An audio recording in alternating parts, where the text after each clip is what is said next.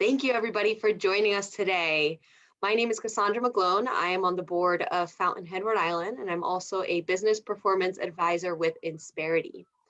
Thank you all for joining us today, and thank you to our sponsors, the Daily Note and Insperity, for making events like these possible and for supporting FountainHead, Rhode Island. Today, I'm very excited to welcome you all to Sabreen Alikhan from Women for Women International. Thank you for joining us, Sabreen. Yeah, thanks so much for having me. Absolutely.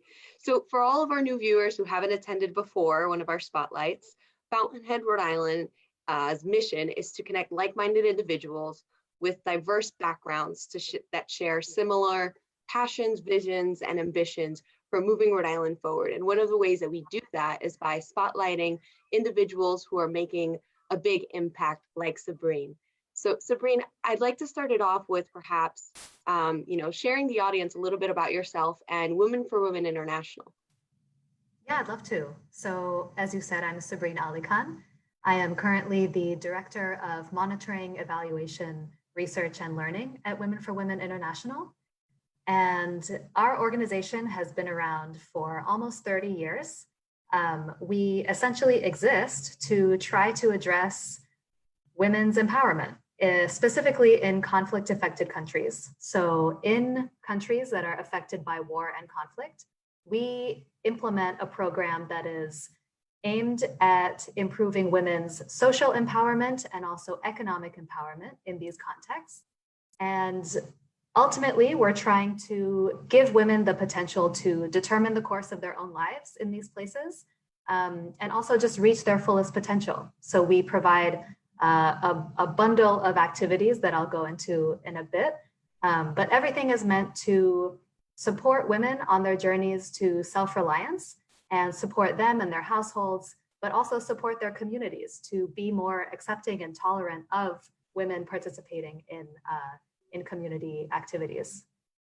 Yeah, absolutely. Very impactful. Tell me a little bit, tell the audience a little bit about your role at Women for Women International. Yeah, so I consider myself very lucky. I work on a team of staff who are doing continuous routine research on our program and our approach to make sure that we're actually having the impact that we say we want to achieve.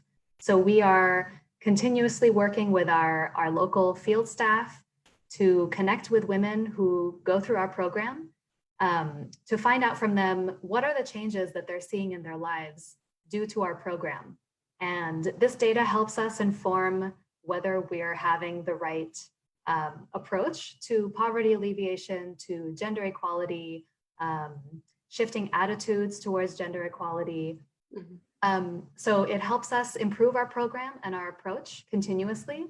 And we also hope that in our research, we're able to actually contribute to the global body of research that exists around how you achieve changes in women's empowerment, gender equality, in especially settings that are really difficult to work in, like Afghanistan, Nigeria, Congo, the places where we work. There are already so many challenges, and so we're going in knowing that we are targeting women who are living in extreme poverty and have a lot of odds stacked against them, and trying to shift these things. So our team is constantly trying to see, are we seeing those changes so that we can improve and adapt our approach? But also, how can we share with the world knowledge about what approaches are working?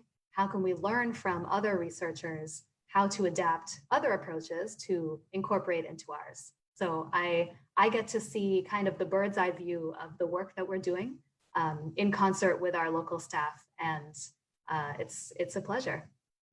Oh, that's awesome. So you get to analyze, the effectiveness of these programs that Women for Women International has around the world. And not only is it for your own effectiveness within the organization, but that analysis also helps other organizations to learn. Yeah, we hope that our approach, that we've basically had a similar approach for all these years that we've been in practice. And over the years, we have expanded our program and incorporated new different approaches to try to address the same problems. And so we definitely want to be learning and sharing all the time. And so as we grow, and as we specifically grow our capacity to do this kind of research and really critical inquiry of what our work is achieving, we hope that we can share that broadly and that we can incorporate other learning, and it kind of elevates us as not just people who are passionate about this and are trying to do a good job, but are also trying to be accountable and are trying to learn how to do the best job continuously. Yeah, absolutely. Can you expand a little bit more? You talk about Women from International and how your focus is poverty alleviation, rights awareness, women empowerment. Dive in a little bit deeper into your approach towards that.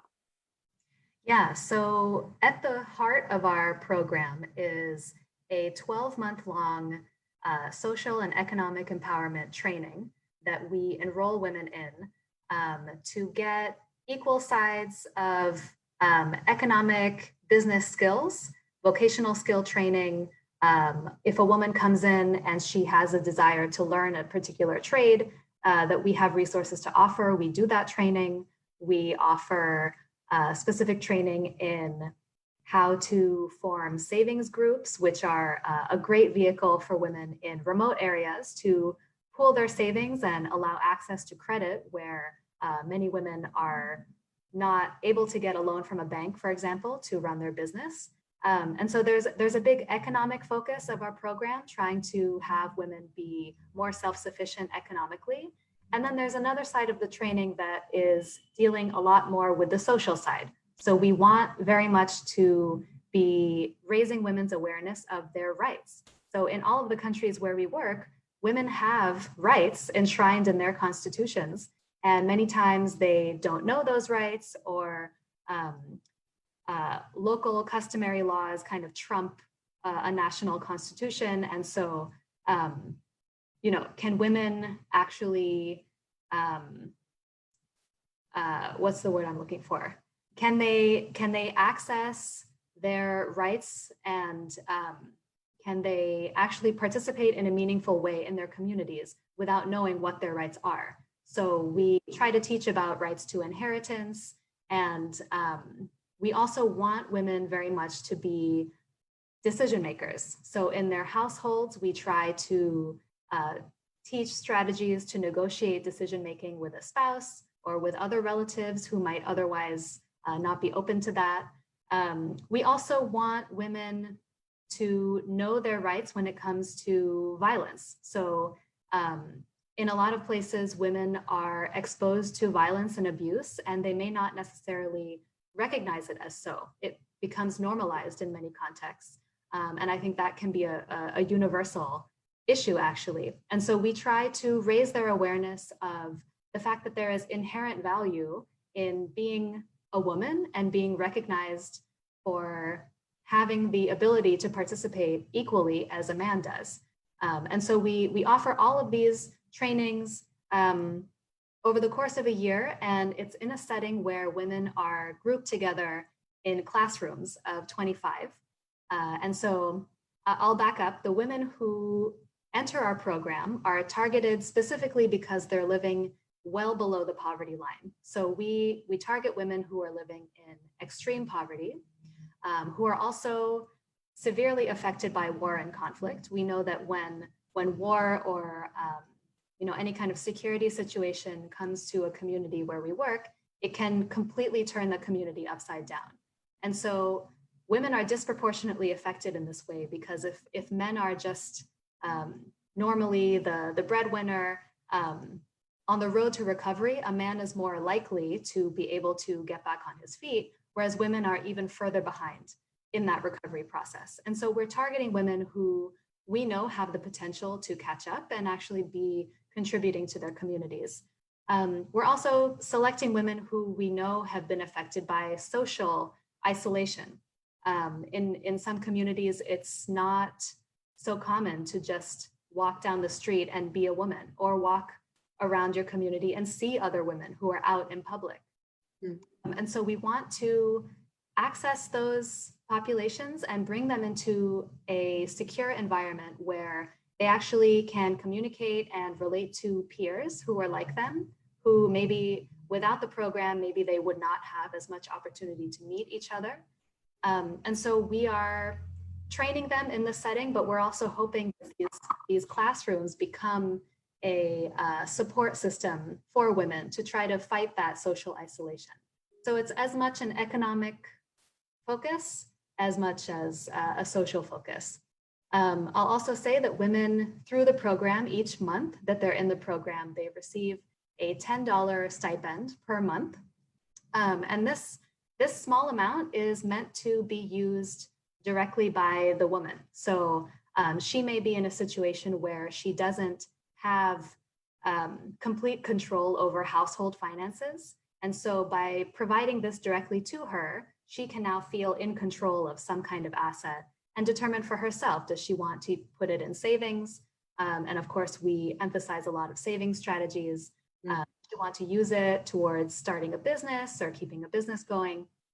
So we provide that stipend and we hope that she can use it in whatever way is helpful to her.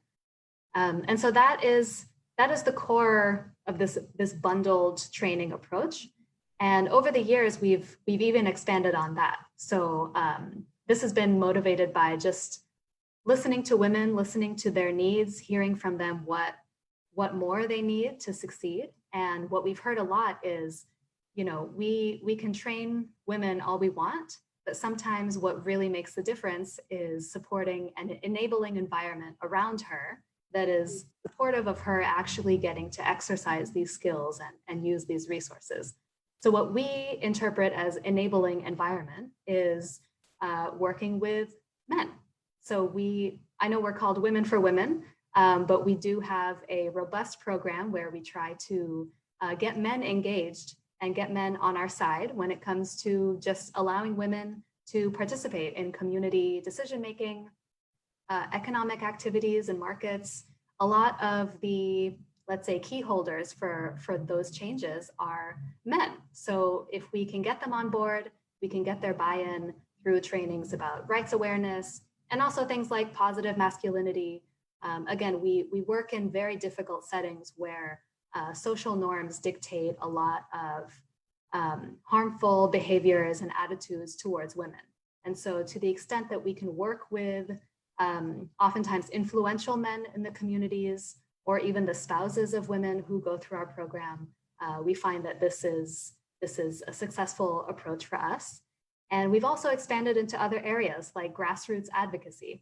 Some of the women who complete the 12-month program show a lot of potential and interest in doing grassroots advocacy work in their own communities. So they get so passionate and fired up about women's issues that we can provide additional skills and training and resources to allow them to go out into their communities, run campaigns in support of certain issues that they identify in their communities as being important, and then watching them try to influence their communities on their own. So all of this has happened over the years as we have learned more from women, what they need to succeed, and we hope to continue to expand as we go. Absolutely. No, it sounds like you're playing into many fields, right? Impacting many aspects of their life, teaching them many skill sets. And even including, right, as you said, Women from International, it's women empowering women, but also teaching them how to work alongside men, bringing men into the program, getting men on this on the side of the woman as well, because of those norms that might exist that create an obstacle for women to move forward. Can you share with the audience just some of the places, some of the nations in which you have programs? Yeah, right now we're active in Afghanistan, as I mentioned, Bosnia and Kosovo. Those were some of the earliest places where the program was operational. We work in the DR Congo, in Nigeria, Rwanda, South Sudan. I think I mentioned Nigeria, and Iraq, Northern Iraq. Awesome. And tell me a little bit about, your partnership model with organizations, with Women for Women International. Yeah, so as I described, we're trying to do a lot ourselves. So we're trying to deliver a lot of resources and training ourselves, but we can't do it all ourselves, as we've found. So we have tried more consistently to find partner organizations, large and small, mostly small, in the communities where we work, to try to add complementary activities to what we're already trying to do. So for example, when it comes to business skill training, we can provide basic knowledge of how to create a business plan, for example. In countries like Afghanistan, we've partnered with local, Afghanistan and Nigeria, we've partnered with local organizations that do kind of that can do advanced training in the business side of things. So, you know, as women are introduced to their vocational skills, how to turn that skill into a business, create a marketing plan, you know, some more advanced strategies to increase their income. Sometimes having business plan competitions. Mm-hmm. So partnering with these organizations that can help push forward our agenda is really helpful. And also in some of the communities where we work, a lot of, you know, there may be things that we want to do and we can't do directly ourselves. So when women come to us with a specific problem, like maybe they want to divorce their husband, we directly provide legal services, but we can refer her to an existing organization or service in the community that already deals with that, and then try to follow up, you know, is she satisfied with that? What else can we do to help support her?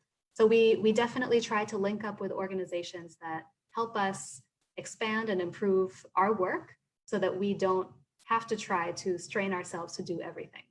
And especially as we think about entering new countries, sometimes it's helpful for us to first partner with an organization that is already on the ground and is already doing some of the work that we want to do, to see, is it viable for us to have an office there and officially do that work on the ground ourselves. So we are trying to work all the time with different partners and organizations, especially as we expand. It becomes more critical that we do that. Absolutely. That's fantastic. Can you tell us about some of the specific programs that you consider have made a big impact, some successful programs that you've had? Yeah, I would say our core program, so that 12-month signature program that we have, that is the bundle of economic and social empowerment training. We've seen a lot of success from that in the past. And